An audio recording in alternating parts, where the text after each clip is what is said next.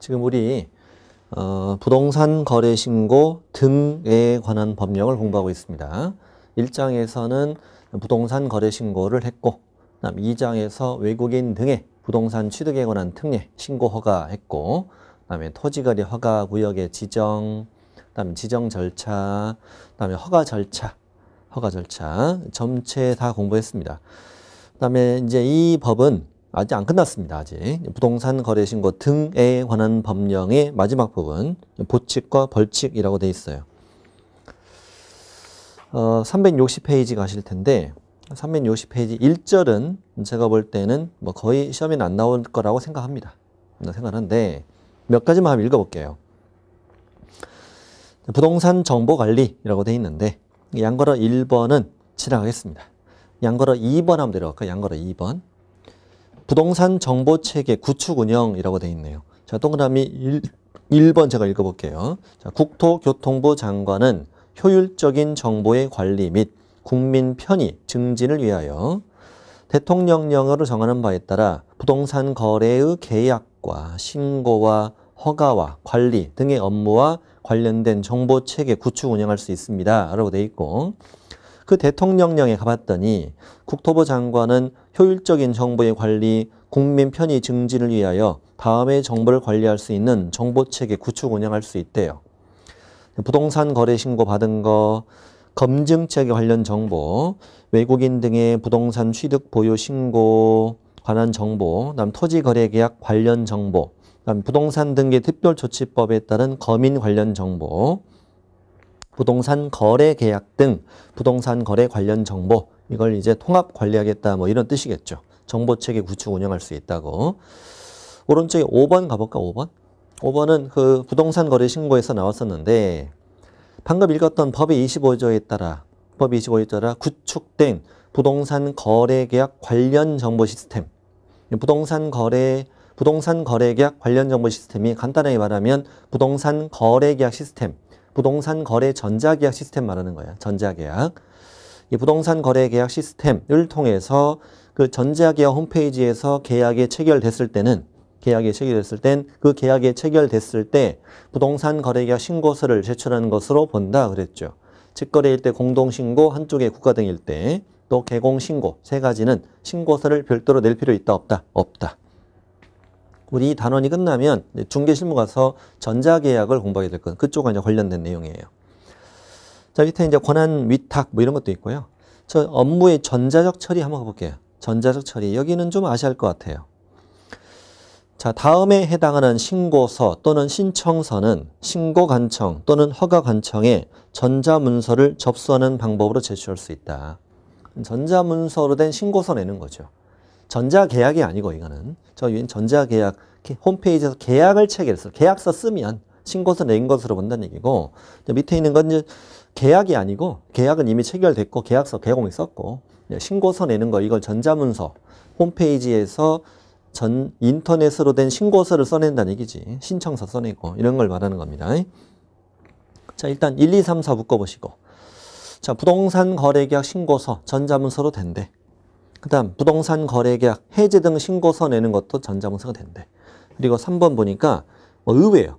정정신청도 전자문서가 되는데, 우리 정정신청 그때 어떻게 했냐면요, 전주, 상사, 비대, 종료, 지지면 전화번호 주소, 상호, 사무소, 소재지 뭐 이런 거 있었잖아요. 이런 걸 정정, 신고 필증에 정정사항을 표시하고 그 정정 부분에다가 직거래일 땐 당사자가 공동으로, 중개거래일 땐 개공이 서명 또는 날인하여 신고관청에 제출할 수 있다. 정정 신청할 수 있다는 거지. 신고 필증을 수정해서 지체 없이 재발급해 주잖아요. 근데 그 정정 신청도 신고 필증을 수정해서 내는 거잖아. 이 신고 필증을 제출하는 걸 전자문서로 가능하다는 거죠. 홈페이지에 정정 신청의 메뉴가 있다는 얘기죠. 메뉴가 있고, 그래서 전주, 상사, 비대, 종류, 지면 이거에 대해서 이제 정정이 가능하게 돼 있다는 거죠. 신고 필증을 화면에서 정정하여 이걸 제출하면 새로운 신고 필증이 온다는 거죠. 이거 의외죠. 신고서를 써내는 것도 전자문서 당연히 되는데 정정을 신청하는 것도 전자문서 된다는 거야. 좀 특이합니다. 그 다음 변경 신고서, 그것도 전자문서 됩니다. 되는데 괄호 안에 보니까 면적은 변경이 없는 상태에서 거래 가격이 변경된 경우는 전자문서로 제출이 안 된다. 왜 안 되냐면 그때는 첨부서리가 들어가요. 첨부서리가.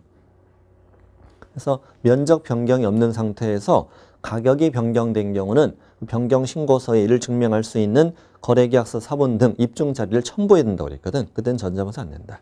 자, 5번은 외국인 등의 부동산 등 취득 계속 보유 신고서 또 취득 허가 신청서 이게 한 장으로 만들어져 있거든요. 이거 외국인 신고 허가도 다 된다. 심지어 허가도 되죠. 허가도 전자문서 되고 밑에 허가도 마찬가지예요. 6, 7, 8, 9 묶어보시고 토지거래계약 허가 신청서, 토지거래계약 변경 허가 신청서, 또 허가 불허가 처분에 대해서 우리 이의신청 됐었죠. 불허가 받으면 매수 청구도 했었고 이의신청, 매수 청구 다 되고 또 뭐가 되냐면은 토지 이용 목적을 변경할 때는 허가관청에 승인이 있어야 한다고 그랬거든. 승인 신청서 6, 7, 8, 9 이 9가지가 전자문서로 접수하는 방법으로도 가능하다. 다음 페이지는 그냥 지나가도 될 것 같아요. 될 것 같고 첨부서류는 첨부하시고 밑에 이제 전자인증은 뭐냐면 서명 날인, 뭐 신분 확인 이런 걸 다 공인인증서로 한다는 말이야. 공인인증서로 한다는 말. 자, 2절 갑니다. 포상금은 꽤 중요하다고 저는 봅니다. 꽤 중요하다. 아직 시험이 안 나왔습니다만 우리가 공인중개사법에도 포상금 제도가 있고요. 부동산 거래 신고 등에 관한 법령에도 포상금 제도가 있어요. 여기도 있어요. 중개사법에도 있고 여기도 있어요. 자, 포상금 일단 지급 사유. 자, 포상금 당연히 누가 주겠어? 시군구청장이. 우리 공인중개사법도 등록관청이 포상금을 지급하잖아요. 뭐 무등록 중개업자, 거짓 부정 등록한 자, 뭐 등록증, 자격증, 양도되어 양수되어 자를 찌르면 등록관청이나 수사기관에 신고 또는 고발하면 이제 등록관청이 포상금 지급할 수 있다. 뭐 한 건당 50만 원 의로한다 이런 게 있었잖아요. 여기는 시장군수구청장이 지급하는데 다음에 해당하는 자를 행정기관이나 수사기관에 신고 또는 고발한 자에게 예산 범위에서 포상금 지급할 수 있다. 예산 없으면 안 주겠네? 전화하고 가야 되겠네? 예산 얼마 됐어요? 30만 원이요. 막 가지 말고 뭐 이런 식인 거죠. 포상금 지급할 수 있다. 그럼 누굴 질러야 되느냐? 1, 2 묶으시고 3, 4 묶으시고 1, 2는 모두 부동산 거래 신고 쪽이에요. 부동산 등의 실제 거래 가격을 거짓으로 신고한 자. 자, 거짓 신고한 자를 지는 실제 거래 가격을 거짓 신고한 자. 우리 취득가액의 5% 이하 과태료 사유이죠, 이게. 또 신고 의무자가 아닌 자로서 실제 거래 가격을 거짓 신고한 자도 역시 취득가액의 100분의 5 이하 과태료였어요. 그러니까 지금 거짓 신고예요. 그다음 3번, 4번은 우리 토지거래 허가 쪽인데 토지거래 허가에서 제일 나쁜 애들 있다고 그랬죠. 제일 나쁜 애들. 허가나 변경 허가받지 않고 계약한 자, 부정한 방법으로 허가받은 자, 허가받은 목적들을 이용하지 아니한 자 제일 싫어하잖아. 3번은 2년 이하 징역이나 또는 공실이가 30% 이하 벌금 받는 사유였고 4번은 이행명령 그리고 이행강제금 받는 애였어. 이 넷을 찔러야 돼. 다른 사람 찌르면 안 된다는 거지. 예를 들어 제가 밑에 떠드렸는데 이런 게 나올 수 있지 않겠나. 자, 개업공인중개사로 하여금 부동산 거래 신고를 거짓으로 할 것을 요구한 자, 또 거짓으로 거래 신고하는 행위를 조장, 방조한 자. 거짓 신고 요구, 거짓 신고 조장, 방조는 아니고 진짜 거짓 신고한 자 찔러야 한다는 거야. 5%짜리를. 진짜 거짓 신고한 자 찔러야 주는 거. 엄한 사람 찌르지 않도록 찔러도 되긴 하지만 자, 됐네요. 그래서 거짓 신고, 그다음에 허가, 변경 허가, 부정한 방법 허가, 징역벌금, 그다음에 허가받은 목적들을 이용하지 않은 자, 이 자를 찔러야 된다 이거지. 지금 요건, 뭐 어떤 요건이 만족되면 줄 거냐. 시장군수구청장은 허가관청이나 수사기관이 적발하기 전에 신고 또는 고발한 경우로서 다음의 요건이 만족되면 포상금을 지급해야 한다. 1번, 실제 거래 가격을 거짓으로 신고한 자를 신고하고 이를 입증할 수 있는 증거 자료까지 제출되었다는 거지. 과태료가 부과되면 주겠다. 과태료를 받아가지고 주거든요. 받아서 일부를 띄워줘요. 띄워주거든요. 과태료, 5%의 과태료니까. 거짓 신고한 자인데, 근데 입증할 수 있는 증거 자료를 어떻게 내, 이걸? 아니, 옆집 부동산에서 거짓 신고한 걸 내가 어떻게 증거 자료를 확보해? 참 힘드네. 그럼 옆집 사장하고 밥 한번 먹자고 해야 되겠네? 밥 먹으면서 노국이 틀어놓고 휴대폰 노국이 틀어놓고 이분 사장님 이번에 좀 거짓 신고했다며? 좀 나 좀 알려줘봐. 어? 얘기 좀 해봐. 그러겠지. 사장님이 야 꺼라. 무서워. 되게 무섭지 않겠어요?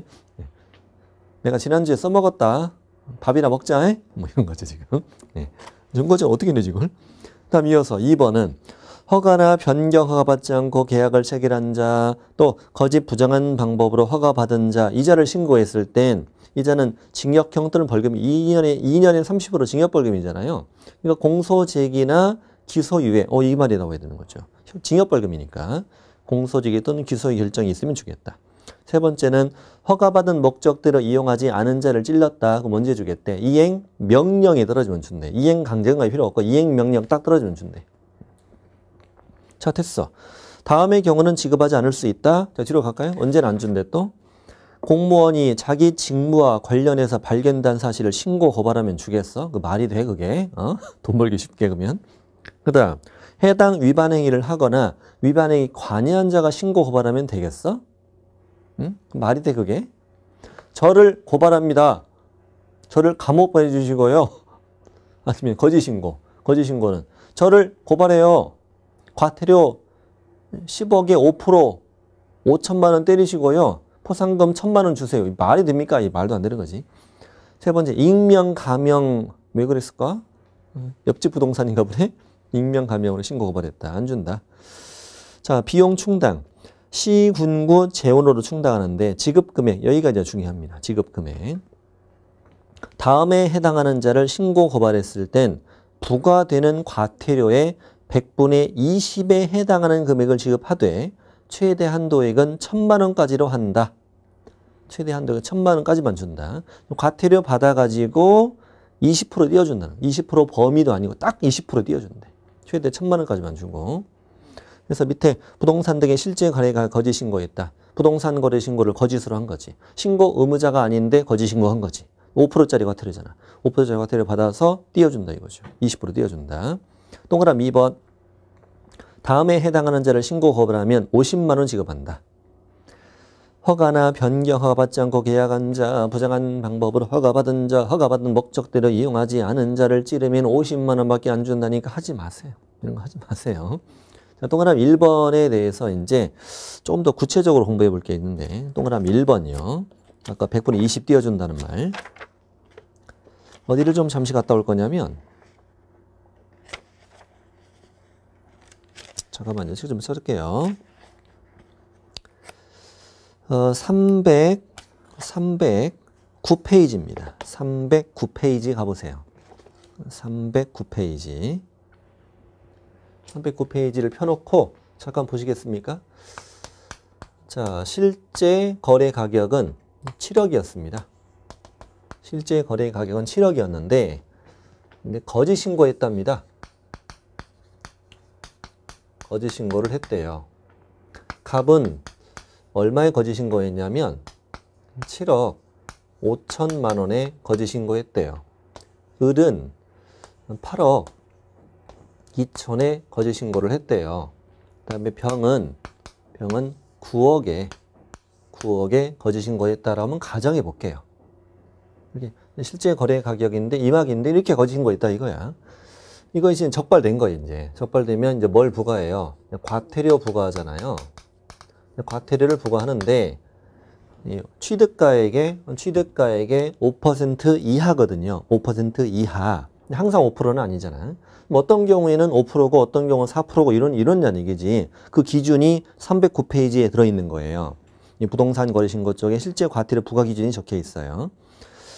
그 표 안에 보면은 반가로 2번 실제 거래 가격을 거짓 신고했잖아 지금. 거짓 신고했는데 실제 거래 가격과 신고 가격의 차액이 실제 거래 가격의 10% 미만이다.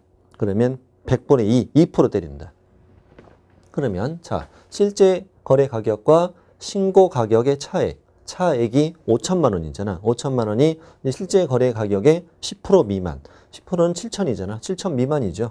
7천 미만이면 이자는 몇 프로? 2%라는 얘기죠. 2%. 10% 미만이면. 참 두 번째. 실제 거래 가격과 신고 가격의 차액이 실제 거래 가격의 10% 이상 20% 미만이다. 7천에서 7천 이상, 1억 4천 이하, 미만이죠, 미만. 그럴 경우는 몇 프로 때리는데, 4%네. 3%가 아니고, 4% 때리고. 그 다음에 차액이 실제 거래액 20% 이상이다. 1억 4천 이상이라는 얘기잖아. 이때는 5%를 때린다 이거야. 그러면 이 과태료는 얼마 부과되냐 이거지. 과태료는 얼마 부과되냐면 이자는 이 거짓 신고한 가격에다 곱하는 게 아니고 실제 거래 가격에다 이걸 곱하는 거예요. 그러니까 이자는 7억 곱하기 2% 얼마예요? 1,400만 원이죠. 이걸 140이라고 했다간 큰일 나. 1,400 정확히 잘 계산해야 돼요. 이자는 7억 곱하기 4% 얼마? 2,800만 원. 과태료입니다. 과태료. 그 다음 이자는 7억 곱하기 5% 그럼 얼마? 3,500만 원의 과태료가 부과되는 거죠. 이건 과태료입니다. 자, 그러면 이제 얼마 뭐 준다고? 포상금. 포상금 방금 공식이 얼마 준다고 그랬어요? 과태료 받아서 100분의 20을 띄워준 다음에 그러면 이제 값을 신고했다. 값을 신고하면 얼마 준다? 1,400 곱하기 100분의 20 이렇게 하면 280만 원 주는구나. 이자는 2,800 곱하기 100분의 20 이렇게 하면은 560만 원 준단 말이고 이제는 3,500 곱하기 100분의 20 이렇게 하면 이제 700만 원 포상금을 준다는 거죠. 포상금은 결국 이렇게 지급이 된다 이거야. 이렇게 지급이 된다. 이 포상금을 계산하세요 라는 문제를 낼 수도 있잖아요. 그렇구나. 그럼 이제 곱하기를 2번 해야 되네. 이거 한번 실제 가격에다가 과태료를 계산하고 이거의 20% 이 곱하기 2번이야. 곱하기 과태료 2% 4% 5% 곱하기 100분의 20 이렇게 과태료 곱하기를 2번 한다고 생각하시면 돼요. 곱하기를 2번 한다. 이게 364페이지의 내용이었어요. 최대 한도액은 1,000만 원까지라고 그랬잖아. 1,000만 원이면 이게 10억짜리라고 만약에 10억짜리인데 12억에 신고했다. 그러면은 이제 5%짜리잖아요. 10억에 5%는 5천만 원. 5천만 원에 20%가 1,000만 원이죠. 거기까지가 최대 한도액이라는 얘기지. 최대 한도액. 왜 20%밖에 안 줘? 좀 더 줘야지. 지들은 80 먹고 반띵 안 해? 반띵 해야 되지. 저 밑에 지급 절차 읽어볼게요. 지급 절차는 저는 별로 중요하다고 생각하진 않아요. 자, 동그라미 1번 밑줄 치지 마세요. 위반자를 신고하려는 자는요. 위반 행위 신고서를 내야 돼요. 그러니까 저는 아무개를 신고합니다. 이걸 먼저 내야 됩니다. 아무개를 신고합니다. 이렇게 위반 행위 신고서가 있어요. 그 다음에 증거자료는 부동산 거래 신고하려는 위반자일 때는 증거자료 낸다고 그랬죠. 뭐 신고관청 또는 허가관청. 뭐 거래 신고면 신고관청이고 허가 쪽은 허가관청인데 어차피 시공건 똑같은 거죠. 제출해라. 2번. 수사기관은 신고 또는 고발 사건을 접수해서 수사를 종료하거나 공소적이나 기소유예 결정했을 땐 지체 없이 허가관청에 통보해 주래. 아까 징역벌금 사유. 그리고 3번. 신고서를 제출받았거나 수사기관에 통보받은 신고관청이나 허가관청은 포상금 지급 여부를 결정한대. 결정하고 그 신고인 고발인에게 알려준대. 포상금 드릴게요. 이렇게 알려준대. 그러면 4번. 포상금 지급 결정을 통보받은 신고인들은 고발인은 국토부령이 정하는 포상금 지급 신청서를 작성해서 또 내야 돼. 또 가야 돼, 이걸. 참. 뭐 2번씩이나 가? 처음에 신고할 때 한번 가. 포상금 주세요. 또 가야 돼. 이걸 제출해라, 이거야. 그리고 5번. 신고관청, 허가관청은 포상금 지급 신청서가 접수된 날부터 2개월 이내 포상금 지급해라. 2개월만 기억하자. 우리 중개사법은 1개월이잖아요. 중개사법은 포상금 지급 결정일부터 1개월이에요. 자, 페이지만 알려드릴게요. 어디 있는지. 그럼 여러분 금방 못 찾을 수 있으니까. 중개사법은 1개월입니다. 포상금 지급 결정일부터 1개월. 어디 있냐면은 239페이지 있을 거예요. 참고하세요. 239. 여기는 2개월. 앞에 있는 과목은 1개월. 뒤에 있는 과목은 2개월이에요. 뒤에 있는 법은. 밑에 지급 방법은 그냥 참고로 읽어보시면은 중개사법이랑 똑같아요.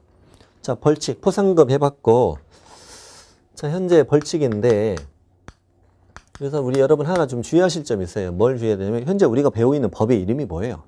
부동산 거래 신고 등에 관한 법령이잖아요. 이 중에 부동산 거래 신고, 외국인, 토지 거래 허가잖아. 이게 하나의 법이라는 거예요. 하나의 법. 그러니까 이건 지금 합쳐서 한번 생각해 본다는 거지, 벌칙을. 먼저 과태료 보니까 우리 과태료가 이 법에 있는 과태료가요. 부동산 거래 신고 쪽에 3,000짜리 있지. 그 다음에 500짜리도 있고요. 그 다음에 5%짜리도 있어요. 거래 신고 쪽. 그 다음에 외국인 쪽에 과태료 보면은 300짜리도 있고 100짜리도 있어요, 이게. 그러니까 이 5가지 과태료가 지금 하나의 법에 들어있다는 얘기예요. 이게 이제 이만큼이 1장이고 이만큼 2장이 장만 다른 거지. 이건 사실 하나의 법에 들어있는 과태료라는 걸 잊으면 안 된다는 거야. 3천만 원, 뭐 거래대금 지급증명 자료, 500짜리는 뭐 조, 왜요. 거래 신고하지 아니한 자, 개공으로 하면 거짓 신고를 하지 아니하게 하거나 거짓 신고를 요구한 자, 거짓 신고 조장 방조한 자, 신고 그리고 거래대금 지급증명 자료 외의 자료를 제출하지 않은 자. 5%짜리는 거짓 신고한 자, 신고 의무자가 아닌데 거짓 신고한 자. 외국인 쪽은 계약으로 인한 취득 신고 안 했다, 거짓 신고했다. 계약 외 신고 안 했다, 거짓 신고했다. 외국인 변경 신고 안 했다, 거짓 신고 이렇게 돼 있는 거거든. 이게 하나의 법에 들어있다는 걸 잊으면 안 된다. 하나의 법에 들어있는 과태료가 이 종류가 있다는 거야. 자, 부가권자는 신고한청에 부가 징수하는 거죠. 자, 형벌도 종류가 있어. 형벌도 3가지가 있어요. 형벌은 일단 부동산 거래 신고는 형벌이 없어. 그쪽은 다 과태료고. 우리 외국인 쪽에 허가 쪽에 다 형벌이 있지. 자, 외국인은 툴툴 이거잖아. 툴툴. 그다음에 아까 토지거래 허가 쪽은 2년에 30% 징역벌금. 그리고 1-1 썼지. 1-1. 때린데 또 때려. 작대기로 이거 있잖아. 때린데 또 때려 이거. 그러니까 이제 외국인 등으로서 허가받지 않았다. 허가받지 않고 계약했다. 부정한 방법 허가받았다. 여기는 토지를 허가해서 허가나 변경 허가받지 않고 계약했다. 부정한 방법 허가받았다. 2년에 공시가 30%의 벌금. 또 이거는 국장이나 시도지사나 시군구청장은 허가 취소, 필요한 처분, 조치 명할 수 있잖아요. 근데 허가 취소, 처분, 조치 명령 이행한 자는 1-1 또 때려. 때린데 또 때려. 작대기로. 이 3가지 종류가 있어요. 형벌도. 그렇구나. 양벌 규정도 있네. 참 많네. 이런 거 몰라도 돼요. 그냥 지나가시고. 밑에 그 판례 있죠. 판례. 유동적 무효 관련 판례는 민법에 있는 거 좀 넣어놨어요. 여기는 참고로 여러분께 한번 읽어보십시오. 이쪽에서 시험을 낼 수도 있습니다. 중개실무에서 낼 수도 있고요. 낼 수도 있고 안 낼 수도 있는데 뭐 이 정도만 한번 읽어보시면 민법 공부하실 때 다 배우셨던 내용일 거예요. 이렇게 해서 우리가 드디어 부동산 거래 신고 등에 관한 법령을 다 공부하셨다. 이렇게 양이 많다. 꼼꼼하게 전 범위를 다 공부해 왔습니다. 부동산 거래 신고 등에 관한 법령을 마칩니다. 370페이지 오른쪽을 보면은 중개 실무가 돼 있어. 중개 실무.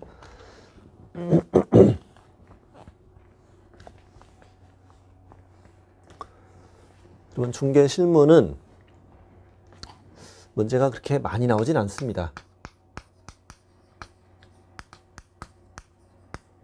자, 이 과목이 일단 40문제. 맨 앞에 공인중개사법 여기서 제일 많이 나옵니다. 공인중개사법에서 30문제 나옵니다. 책으로 보면요. 책으로 보면 사실은 공인중개사법이 한 반절 정도 돼요. 이 두께로 보면은 공인중개사법이 반절 조금 더 되거든요. 이게 책의 중간까지만 공부해도 30문제나 맞춘다는 건데, 근데 뒷부분이 10문제밖에 안 된다는 거예요. 좀 더 내면 안 되나? 뒷부분이 그래서 사람들이 많이 약해요. 뒷부분이 약해. 문제가 많이 안 나오다 보니까 사람들이 좀 소홀히 한단 말이에요, 공부를. 그럴 수 있지. 뒷부분에 뭐 문제가 많이 안 나오다 보니까. 근데 정작 뭐 문제가 순서대로 나온다면은 30번까지 공인중개사법의 문제 쪽은 사람들이 잘 맞춰요. 내용이 어렵지 않다 보니까. 근데 31번에서 40번까지의 문제를 사람들이 많이 틀려요. 실제 여러분 고득점을 하시는 분들은 이 뒷부분의 문제를 많이 맞추는 분들이에요. 뒷부분을 뭐 반타작도 못한다. 그러면 뭐 점수 고득점이 나오기 어려운 거죠.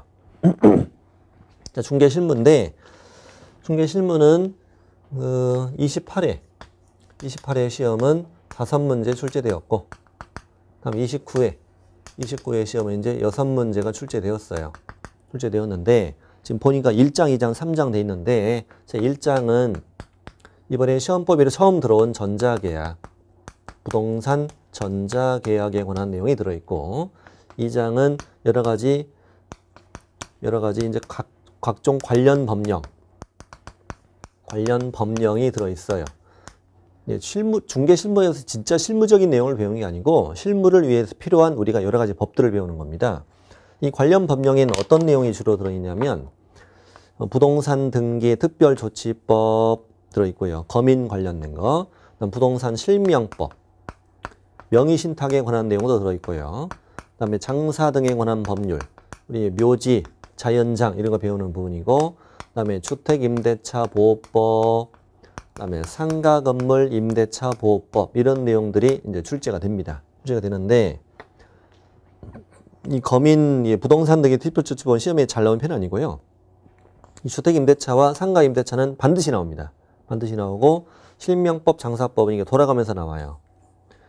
28회는 실명법, 29회는 장사법, 28회는 실명법, 29회는 장사법 이렇게 출제됐으니까요. 그래서 2장에서 한 3문제 많이 나오면 다 4문제가 나올 수도 있습니다만 보통의 최근 경향은 3개.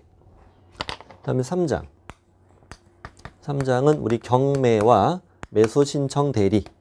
여기 이제 경매 절차 한 문제, 그다음 매수 신청 대리 한 문제 이렇게 출제가 되고 있어요. 이렇게 해서 5개 또는 이제 6개가 출제되는데 전자계약 이번에 뭐 시험에 낸다고 그랬으니까 시험범위 포함 첫 시험이면 뭐 내겠지. 뭐 지문으로 낼 수도 있고요. 낼 수도 있고 어쨌건 뭐 시험범위 들어왔으니까 안 낼 수도 있어 사실은. 뭐 시험 문제 내는 사람 마음이지 뭐. 내는 사람 마음이니까 안 낼 수도 있고. 그리고 이제 여기서 하나 더 추가되는 게 있는데 뭐가 추가되냐면 타 과목의 문제가 자주는 아니고 가끔 출제가 됩니다. 이번 29회에는 나왔습니다. 타 과목의 문제는 뭐냐면 예를 들면 우리 민법 관련 문제가 나올 때도 있고 그다음에 공법 관련된 문제인데 공법은 특이하게 주로 농지법을 출제합니다. 이 농지법의 문제가 이번 29회에도 출제가 됐습니다.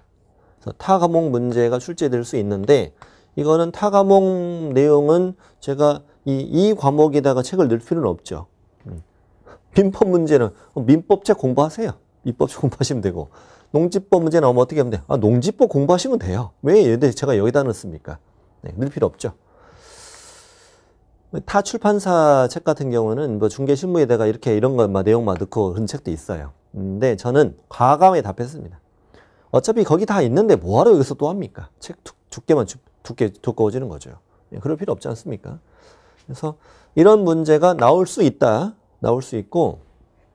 그 문제 같은 경우는요. 어떤 문제가 나오는가 제가 이걸 수록하지는 않았어요. 이 타과목 문제는 기출문제집에 들어있어요. 타 과목 문제가 기출문제집에 들어있고 나중에 예상문제집에도 타 과목에서 어떤 문제가 출제되었는가를 제가 소개해 드립니다. 이렇게 한번 풀어보시면 도움이 되고 그게 꼭 그 문제 푼다고 그게 나온다는 보장도 없죠. 민법 전범위, 그다음에 공동지법 시험범위니까. 이런 게 타랑 과목 문제를 내기도 하더라. 주로 나오는 건 이런 거더라. 그 전자계약을 이번 시간에 하겠습니다. 자, 한 장 넘겨보시면요. 전자계약은 이게 사실 어떤 법이 딱 있는 게 아니에요. 진짜 실무잖아, 실무. 어떤 법의 내용을 공부하는 게 아니라서 이제 국토부 그 전자계약 홈페이지에 안내된 내용들, 그런 내용을 제가 수록한 거예요. 그런 거고. 자, 밑에 법적 근거 372쪽이요. 372쪽에 저 위에부터 한번 읽어볼까요? 30회 시험의 중개 실무 파트에서 처음으로 출제 범위에 포함되는 내용이다.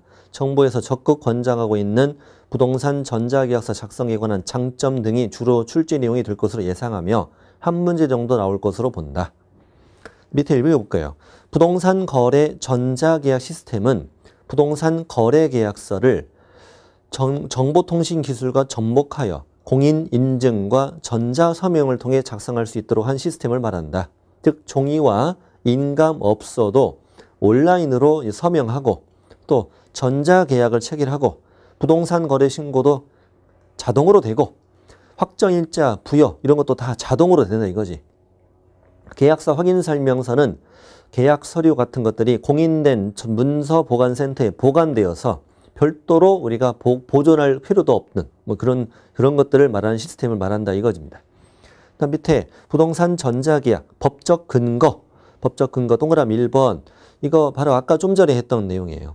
좀 전에 했던 내용인데 그 보측에서 나왔었던 거죠. 국토부 장관은 뭐 맨 끝에 정보체계 구축 운영할 수 있다고. 그리고 동그라미 2번은 이 구축된 부동산 거래계약 관련 정보 시스템 이걸 통해서 거래계약이 체결됐다면 계약이 체결됐을 때 부동산 거래계약 신고서 제출한 것으로 본다. 이게 법적 근거. 다음 전자계약 개념은 종이계약서를 대신하여 온라인으로 거래계약서 작성하고 전자서명하여 계약을 체결하는 걸 말합니다. 저 오른쪽에 결국 기존에 뭐 종이로 쓰는 계약서 절차는 똑같다는 거죠. 컴퓨터로 작성하고 태블릿 PC나 스마트폰 통해서 전자서명하는 겁니다. 도입 배경은 별로 중요하다고 생각하지는 않습니다. 현재 그 동그라미 1번 보니까 현재 다양한 부동산 거래 정보 시스템이 운영되고 있는데 연관되는 거래 계약과 부동산 거래 신고, 금융, 세무, 등기 이 시스템이 현재 단절돼서 따로따로 운영하고 있는 게 현실이라는 거지. 그러니 그리고 동그라미 2번 정보 서비스 이것도 마찬가지입니다. 부동산 거래 정보망, 부동산 114, 뭐 부동산 뱅크 등 다양한 기관에서 부동산의 매물 정보를 제공해주고 있고 또 등기상 증명서 발급, 토지대장, 건축물대장 발급, 공시가 확인서, 지적도 임야 등 이걸 또 확인할 때도 다 분산돼 있다는 거예요. 분산돼 있는 문제점이 있다. 또 이 부동산 거래도 뭐 구두 계약도 하고 뭐 가계약도 하고 뭐 대부분 또 종이로 쓰고 이러지 않습니까? 이런 경우도 있다 보니까 개선할 필요가 있다. 또 부동산 중개사고 거래 안전장치가 위협하다. 우리 개업공인중개사가 확인설명서 작성할 때 성실 정확하게 설명하고 작성해야 되잖아요. 이거 의무 위반한 가능성. 확인설명서도 있다가 전자계약으로 전자계약 홈페이지에서 확인설명서 쓰거든요. 또 이중계약할 수도 있고 계약서 위변조 또는 뭐 업계약서, 다운계약서 이럴 수도 있고 여러 가지 문제점. 이렇게 문제점 해결하고 보증범위나 공제 한계 등 왜냐하면 그 보증범 공제는 1억까지만 보장되잖아. 근데 1억 요즘에 부동산 거래 가격 1억 다 넘잖아요. 다 넘죠. 얼마나 다 넘지 않습니까? 이렇게 거래 안전 장치 사실 좀 미흡하다. 그리고 연계 서비스도 미흡하다. 뭐 부동산 거래 신고든 신고관청의 등기 서비스, 세금 서비스 간의 연계가 부족하고 또 전입 신고는 현재 인터넷으로 가능한데 확정일제 받으려면 굳이 또 가야 되고 이런 문제가 있다 이거죠. 그래서 이걸 통합해서 구축할 필요성이 있다는 거죠. 그래서 뒤로 가셔서 현재 이렇게 다 통합되어 있다는 거예요. 국토부, 그다음에 확정일자 받는 기관, 등기, 각종 은행, 또 이런 거, 세금 관련해서 다 통합된 시스템을 운영하겠다 앞으로 뭐 이런 얘기예요. 이런 얘기고 밑에 그림도 한번 참고해 보시고 저 밑에 전자계약의 장점 이게 저는 중요하다고 봐요. 전자계약 장점. 일단 무등록 중개업을 차단할 수 있다. 중개사무소 개설 등록하지 않고 중개업을 한 자는요. 당연히 전자계약서 작성이 안 될 거 아니에요. 안 될 거니까 무자격자가 중개업을 하는 위법 행위를 방지할 수 있을 것이다. 이런 효과는 좀 잘 눈에 익혀놔야 돼요. 그 다음 두 번째는 거래 당사자 휴대폰 인증하고요. 또 전자서명도 하고 그래서 거래 당사자 진위 여부를 확인할 수 있도록 해서 중개사고를 사전에 방지할 수 있다. 그렇지. 이자가 매도인이라고 왔는데 사기꾼인지 확인할 방법이 좀 차지 안전장치가 미흡하잖아요. 신분증도 위조할 수도 있고 뭐 이러다 보니까. 그래서 거래 당사자 휴대폰 인증, 뭐 지문도 인식하고 뭐 그 신분증도 복사해서 뭐 넣고 뭐 스캔 떠서 넣고 막 그렇거든요. 진위 여부를 확인할 수 있다. 중개사고 방지 가능하다. 다음 계약서 위변조 방지. 계약서를 쓰면은 타임스탬프라는 게 딱 찍혀요. 이게 날짜, 시간이 찍혀버린다는 거죠. 시간이 찍히기 때문에 이 날짜, 시간에 이 계약이 있었다는 게 딱 증명이 돼버리는 거거든요. 그래서 계약서 위조, 변조, 이중계약서 작성, 또 이중매매 방지 이게 다 가능하다는 거지. 가능하다. 계약서 위변조 등의 방지 그런 효과가 있다 이거야. 그래서 예를 들면 X주택에 대해서 전자계약 시스템을 통해서 전자계약이 체결된 거예요. 그러면 계약일부터 잔금일까지 동일한 그 부동산에 대해서 이중으로 계약서 쓰는 게 아예 안 된다는 거지. 그렇지. 다음에 공적 장부 활용.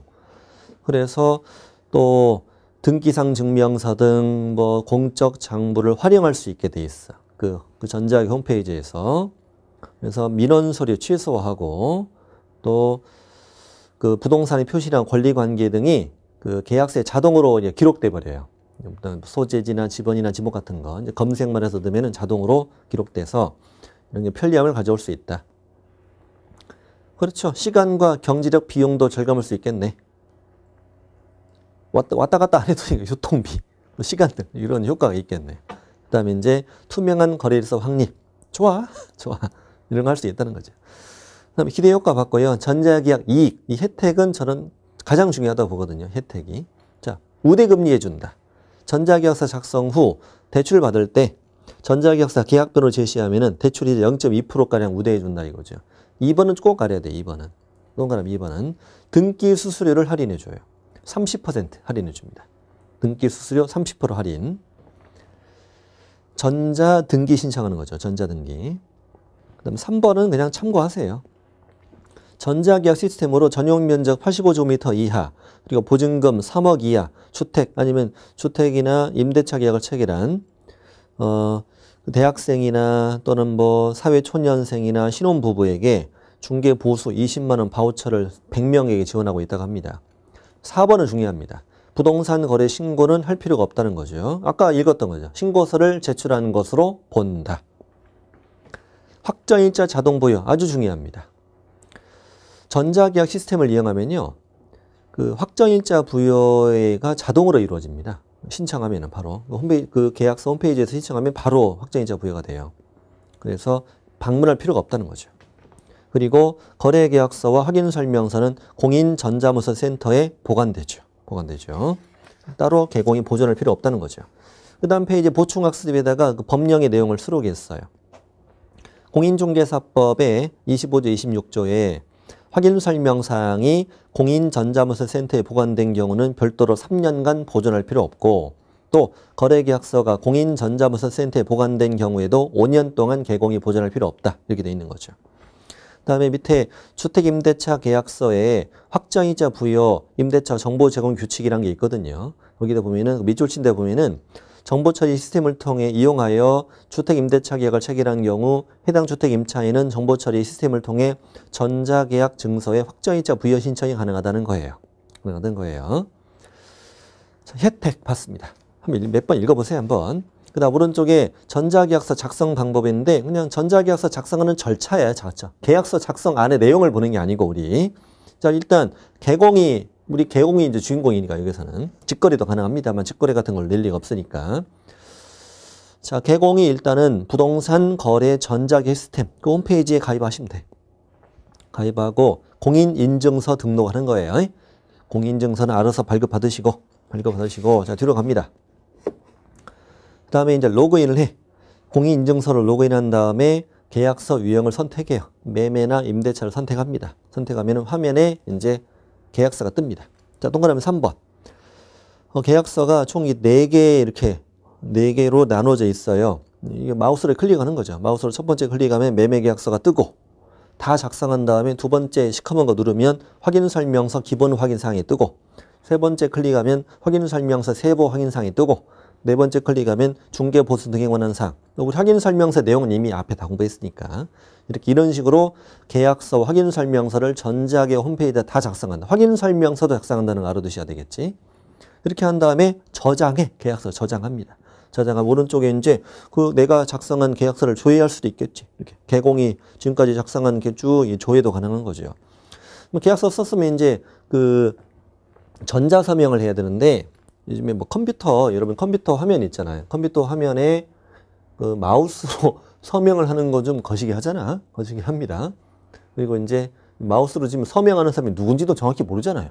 확실히 모르고. 또 손가락으로 하기도 그렇고 컴퓨터 화면은 여러분 대부분 터치 스크린 잘 아니잖아요. 있는 것도 있긴 하지만 대부분 터치 스크린 아니다 보니까 손가락으로 컴퓨터 화면에 이제 서명이 안 되니까 별도 휴대폰에다가 태블릿 PC에다가 앱을 하나 설치해야 돼. 앱 설치합니다. 거기에 보면 화면 있죠. 부동산 전자계약이라는 걸 검색하셔가지고 뭐 안드로이드라면은 그거 있잖아. 그 다운받는 거 있잖아요. 거기 그 이름이 뭐더라? 저 갑자기 기억이 안 나네. 네. 뭐지 그게? 어플리케이션 다운받는 그 프로그램이 뭐지? 휴대폰에서 안드로이드, 휴대폰에서, 플레이스토어. 그렇지, 그렇지. 우리 카메라 찍는 친구들 물어봤네. 플레이스토어 있잖아. 거기 있잖아요. 플레이스토어에서 그 부동산 전자계약 검색하셔가지고 다운받으시라고. 설치하고, 그 다음에 이제 당연히 거기 회원가입을 하고 로그인에 들어갑니다. 로그인에 들어가면 이제 개공, 그 다음 매도인, 매수인 3명 다 로그인에 들어가는 거예요. 각자 자기 휴대폰으로. 로그인에 들어가면은 아까 개공이 작성해서 저장한 그 계약서가 목록이 뜬단 말이에요. 뒤로 가면은. 떠요. 그러고 나서 이제 거래 당사자 정보 확인, 휴대폰 인증. 이제 각자 자기 이름 클릭해서 거기 그 휴대폰 본인 인증 받는 거 그 화면 다 있잖아. 380페이지 저 위에. 휴대폰 본인 인증을 받고 그다음에 동그라미 4번 신분증 앞면을 사진 찍어서 등록하고 또 지문 확인해서 하는 것도 있는데 이거는 선택입니다. 해도 되고 안 해도 되고. 확실한 안전을 위해서는 하라는 거야. 휴대폰 인증은 꼭 해야 되고 휴대폰 인증은 필수고요. 그 다음에 이제 신분증 첨부, 사진 찍어서 첨부하는 거, 그 다음에 지문 인식하는 건 선택사항입니다. 그 다음에 5번 전자서명을 합니다. 여기 그 화면 끝에 종이 있잖아요. 그 교재 거기에 보면은 자기 이름 자리에다가 서명을 눌러요. 그럼 이제 오른쪽 페이지 화면에 휴대폰 화면에 이제 그 창이 뜨는 거예요. 거기서 본인이 이제 이름을 적으세요. 이렇게. 이재현 이렇게 이제 적으시는 거야. 적으시고 확인 누르면 서명이 들어간다 이거지. 서명 들어갑니다. 이렇게 해서 이제 거래 당사자가 서명을 했고 그다음에 6번 공인 인증서로 전자서명을 또 합니다. 이게 수기 서명도 하고 공인 인증서로 전자서명도 또 하고 2번이나 하고 이게 뭐 많이 하네. 아까 다시 왼쪽 페이지부터. 휴대폰 인증을 받고 그다음에 그 신분증 첨부나 또는 지문 인식은 선택사항이고 그다음에 휴대폰으로 전자서명도 하고 휴대폰으로 공인 인증서로 전자서명도 또 하고 이렇게 해서 작성이 완료돼. 작성이 완료되면 타임 스탬프가 부여되고요. 위변조 방지 기술이 도입된 타임 스탬프가 부여되고 저 밑에 이제 그 계약서는 공인전자문서센터에 5년간 보관이 된다 이거죠. 이렇게 해서 이제 오른쪽에 작성이 완료된 거야. 완료되면 이제 확정일자 부여도 신청하면 돼. 확정일 부여 신청하면 확정일자로 부여가 된다 이런 얘기죠. 이런 과정이야. 이런 과정입니다. 이거 어떻게 문제를 낼지는 모르겠어요. 저도 아직 문제를 못 만들어 봤거든요. 이제 제가 다른 일 바빠가지고 아직 문제를 못 만들었는데 꼼꼼히 올해 저도 한번 생각해 볼게요. 어떤 문제가 있는지. 문제하면 저도 한번 고민해 볼게요. 이걸 어떻게 문제를 낸다는 건지 모르겠어. 네. 뭐 이 중에 나오겠지 뭐. 이 중에 나오겠지.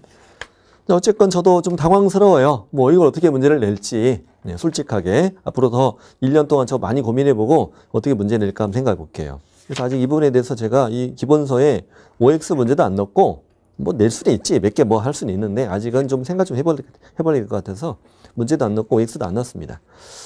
이번 시간을 마치고요. 다음 시간부터 2장 중개 실무 관련 법령을 이제 공부하게 되겠습니다.